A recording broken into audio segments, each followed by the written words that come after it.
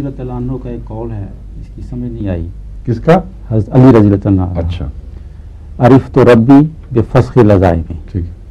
جبکہ قرآن کہتا ہے وَإِذَا عَزَمْتَ فَتَوَكَّلْ عَلَى اللَّهِ. اچھا. پھر کیسے ہم کوئی فرق نہیں ان باتوں میں. وہ آپ بات کر رہے ہیں مشورے کی.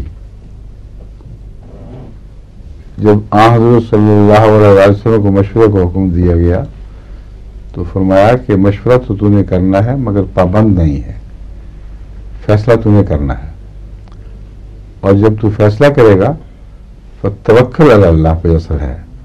عزمتا سے مراد ہے فیصلہ کر لے، پھر اللہ پر توکل رکھ.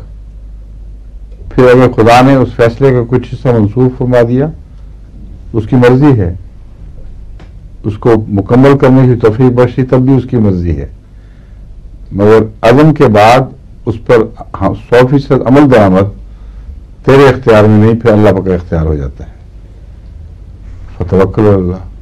تو یہ تو بیان ہی اس مضمون کے مطابق ہے جو آپ نے حضرت علی کی طرف بیان کیا، منسوخ کیا ہے کہ میں نے عزم کیے لیکن باوجود پورے خالص ارادے کے بعض دفعہ میں ان عزائم کو پورا نہیں کر سکا، خدا کی غالب تقدیر رستے میں روک ہو گئی.